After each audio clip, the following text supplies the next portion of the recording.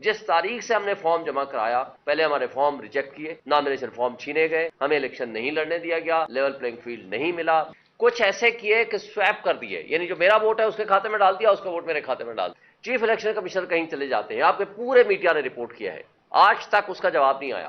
پھر جب ہمارا کیس شروع ہوتا ہے، جج صاحب یہ کہہ دیتے ہیں کہ جناب آپ فارم 45 اوریجنل لے آئیں، عوام کا حق کے حکمرانی چھینا گیا ہے جس کو ہم واپس لینے کی کوشش کر رہے ہیں۔ بسم اللہ الرحمن الرحیم۔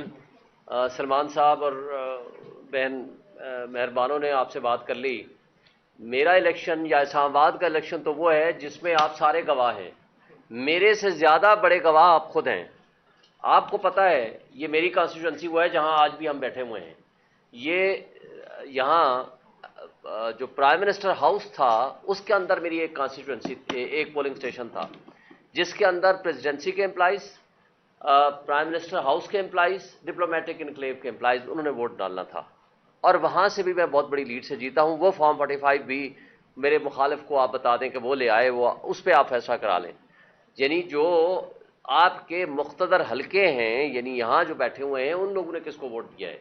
اب اس سے آگے چلے جائیں، تقریباً 99.9% آپ کے جو آپ کے میڈیا ہاؤسز ہیں وہ ساری میری کنسٹیٹوئنسی میں آتے ہیں۔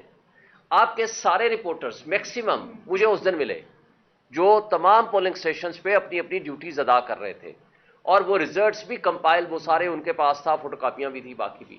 اور جو میں نے پٹیشن فائل کی ہے اتفاق سے اس پہ میں نے جیو سمیت باقی وہ میں نے اپنی پٹیشن میں وہ ریزلٹس کی کاپی کر کے، وہ جو آ رہا تھا وہ ریزلٹ میرا رات صبح کے 4 بجے تک، وہ میں نے ساتھ اس کے ساتھ انیکس بھی کیا ہے اور اس پٹیشن کا حصہ بھی بنایا ہے۔ دیکھیں بات یہ ہے کہ کس کو نہیں پتا، آپ کو بھی پتا ہے، انٹرنیشنل میڈیا کو بھی پتا ہے، اتفاق سے اس حلقے میں انٹرنیشنل میڈیا بھی سب سے زیادہ ایکٹیو تھا، ان سب کے پاس وہ ریزلٹس موجود ہے۔ لیکن جب ہم رات کو 11 بجے تک تقریباً 99% ریزلٹس میرے پاس آ جاتا ہے اسلام آباد کا، نہ صرف میرا بلکہ اسلام آباد کے تینوں حلقوں کا، جس میں میں جیتا ہوں تقریباً 1,05,000 ووٹ لے کے، اور اسی طرح ہمارے عامر مغل صاحب جیتے ہیں 86,000 کے قریب ووٹ لے کے، اور علی بخاری صاحب 75,000 کے قریب ووٹ لے کے، اور جو ہمارے مد مقابل تھے ان کے آدھے سے بھی کم ووٹ تھے، یعنی وہ آدھے تک بھی نہیں پہنچ پائے، یہ سب کو پتا ہے۔ پھر آپ نے سلمان صاحب نے بہت ساری تفصیل کے ساتھ آپ کو بتا دیا۔ بٹن فاؤنڈیشن کی جو رپورٹ ہے سب سے پہلے ہمارے اسلام آباد کے حلقوں کے متعلق آئی ہے، جو کہ ڈان نے بڑی تفصیل کے ساتھ اس کو رپورٹ جاری کی ہے، وہ سب آپ دوستوں نے پڑھی ہوگی۔ اس کے اندر پورا طریقہ واردات جو انہوں نے اڈاپٹ کیا ہے وہ آپ کے سامنے آ چکا ہے۔ ہمارے حلقے میں، میرے حلقے میں 387 پولنگ سٹیشنز تھے، جس میں سے 180 پولنگ سٹیشنز میں ٹیمپرنگ کی گئی۔ کچھ ایسے ہیں جن کے اوپر ٹیمپرنگ کی گئی، جس طرح یاسمین راشد اور نواز شریف والے حلقے میں کی گئی۔ کچھ ایسے کیے کہ سویپ کر دیے، یعنی جو میرا ووٹ ہے اس کے کھاتے میں ڈال دیا، اس کا ووٹ میرے کھاتے میں ڈال دیا۔ اور تیسرا طریقہ واردات یہ کیا کہ میرے ووٹ کم کر دیے، اس کے ووٹ بڑھا دیے۔ اور بہت سارے حلقوں میں انہوں نے 99% یا 100% ووٹ ڈال دیے ان کے کھاتے میں، اور بہت سارے حلقوں میں یعنی جو جہاں جہاں یہ ٹیمپرنگ کی ہے وہ 90% پلس اور 80% پلس وہاں ووٹ کی ریشو شو کی ہے، اور باقی کی ہر جگہ پہ 45% تقریباً وہ ریشو ہے۔ تو وہ سارا کچھ ریکارڈ اور ثبوت موجود ہے۔ لیکن بدقسمتی سے صرف رائٹ فرام دی بگننگ جس تاریخ سے ہم نے فارم جمع کرایا پہلے ہمارے فارم ریجیکٹ کیے، نامینیشن فارم چھینے گئے، ہمیں الیکشن نہیں لڑنے دیا گیا، لیول پلینگ فیلڈ نہیں ملا، بلے کا نشان چھینا گیا، یہ ساری چیزیں یہ پری الیکشنز ہیں۔ پوسٹ الیکشن 8 کو جب 180 کے قریب ہماری سیٹیں آ چکی ہیں، ہم جیت رہے ہیں، اس وقت جس طرح رات کو 12 بجے چیف الیکشن کمشنر کہیں چلے جاتے ہیں، آپ کے پورے میڈیا نے رپورٹ کیا ہے، آج تک اس کا جواب نہیں آیا، وہ کہاں چلے جاتے ہیں، اور اسی وقت ریکارڈ وہ رپورٹنگ رک جاتی ہے، آپ کے تمام ٹی وی چینلز کو کہا جاتا ہے کہ کوئی رپورٹ نہیں کریں گے، اور اس کے بعد وہ 3 گھنٹے بعد واپس آتے ہیں اور ریزلٹ ریورس ہونا شروع ہو جاتا ہے، اور اس کے بعد اگلے دن 9 فروری کو جو کچھ۔ اب میرے حلقے میں ایک چھوٹا سے، میں الیکشن کمیشن کے جرائم کی ایک بہت بڑی لسٹ ہے، میں چھوٹی سی آپ کو مثال پیش کروں۔ یہ سلمان کے ساتھ بھی کیا تھا، جس کو ہائی کورٹ میں بعد میں انہوں نے ریکٹیفائی کر دیا، میرے کیس میں ریکٹیفائی بھی نہیں کیا۔ میرے کیس میں فارم 47 3 ہے، ایک بنایا 9 کو، ایک بنایا 10 کو، ایک بنایا 11 کو، ایک بنایا 12 کو۔ اب جو انہوں نے سرٹیفائڈ کاپیاں جمع کرائی ہیں، 12 کا فارم 47 ہے، 12 فروری کا، 12 فروری کا فارم 48 ہے، 49 ہے، اور 11 کا نوٹیفیکیشن ہے، یعنی ایک دن پہلے کا نوٹیفیکیشن ہے، ووٹوں کی گنتی، consolidation of process of votes وہ اس کے بعد کا ہے۔ اور جب ہم ہائی کورٹ الیکشن کمیشن میں جاتے ہیں تو وہ صرف یہ کہہ کے ہمیں ریجیکٹ کر دیتے ہیں کہ جناب آپ ٹریبونل بن گئے, آپ ادھر چلے جائیں. یہ نہیں فیصلہ کرتے کہ جناب یہ notification itself void ab initio ہے, کہ کیسے ممکن ہے کہ آپ ووٹوں کی گنتی بعد میں کرتے ہیں. اور پھر ان کے جرائم کی ایک اور بڑی وجہ, 11 تاریخ کو خود میرے کیس میں وہ سٹے دیتا ہے الیکشن کمیشن آف پاکستان.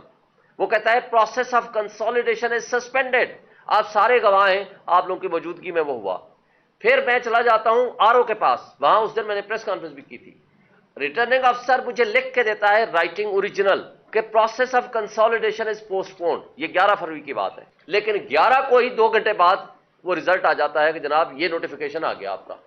اور پروسیس آف کنسالیڈیشن 12 کو جا کر وہ کرتے ہیں, وہ بھی بیک ڈیٹڈ کی بعد میں انہوں نے, اور آج تک وہ فیلڈ میں ہے. پھر جب ہمارا کیس شروع ہوتا ہے, جج صاحب یہ کہہ دیتے ہیں کہ جناب آپ فارم 45 اوریجنل لے آئیں اور جواب دے دیں. وہ جواب دینے اور فارم دینے کی بجائے بھاگم بھاگ چلے جائے. اس دوران آرڈیننس آ جاتا ہے, اور آرڈیننس کون سائن کر رہا ہے؟ وہ جو ان سے آرے ہوئے ہیں تیمور ملک صاحب سے, ماشاء اللہ چیئرمین سینٹ صاحب, اس دن وہ ایکٹنگ پریزیڈنٹ صاحب تھے. آرڈیننس آ جاتا ہے یوسف رضا گیلانی صاحب.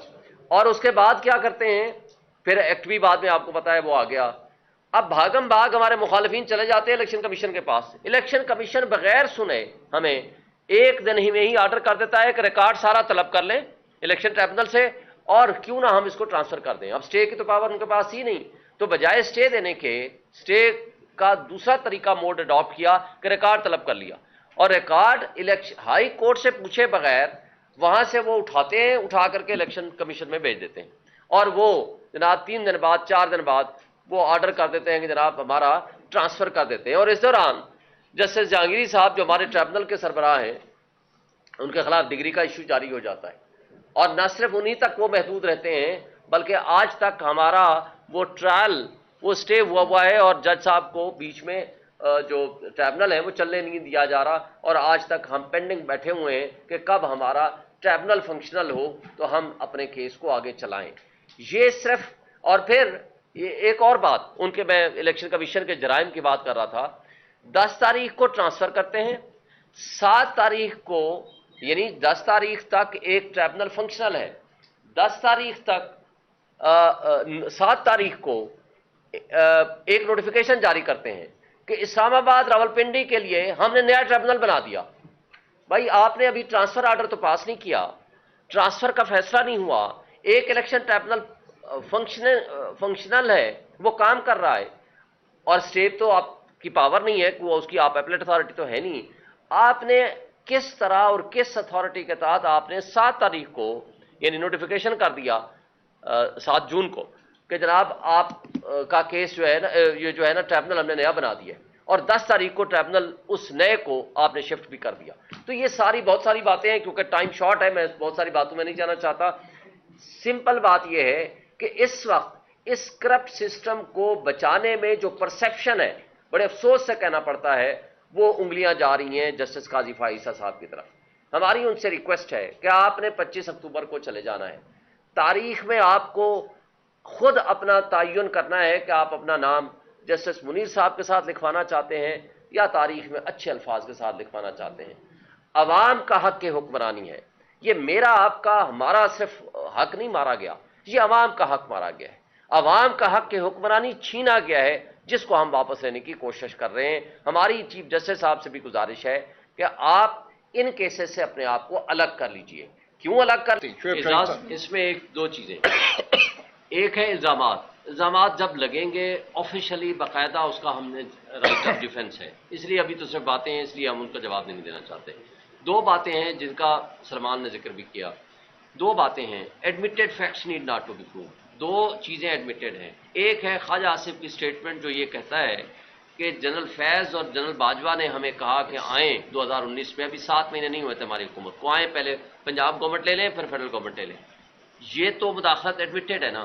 Admitted facts need not to be proved, اس کے اوپر پروو ہونا چاہیے, اور یہ وہ ایڈمیٹڈ فیکٹ ہے. نمبر 1. نمبر 2 ہے حسن خان والی ججمنٹ, جو جوڈیشل پروناؤنسمنٹ ہے, جو کہ آج تک سیٹسفائڈ نہیں ہوئی. اس کے اندر مداخلت اسٹیبلشڈ اینڈ ایڈمیٹڈ ہے. ان 2 چیزوں کے اوپر جس دن اکاؤنٹیبلٹی ہو جائے گی, ہم مانیں گے کہ یہ سلیکٹو جسٹس سسٹم نہیں ہے, یہ ٹرو سینس میں اکاؤنٹیبلٹی ہو رہی ہے. اور آخری بات, आज जो कुछ एस्टैब्लिशमेंट मुदाखलत कर रही है, किसको नहीं पता कि किन किन लोगों को उठाया गया है और कौन उठा रहा है। आज 26 से ज्यादा लोग हमारे सोशल मीडिया एक्टिविस्ट उठाए गए हैं। आज इस फॉर्म 47 के पीछे कौन है, ये बनाने वाले कौन थे, या इनके पीछे खड़े होने वाले कौन थे। आज जो जज अब्बास ने, सरगोदा वाले ने जो लिखा, वो उसके ऊपर बात हो रही है, वो आपके सामने ही है। जो आज 6 जजेस ने, इस्लामाबाद हाई कोर्ट वालों ने लिखा, वो भी आपके सामने है।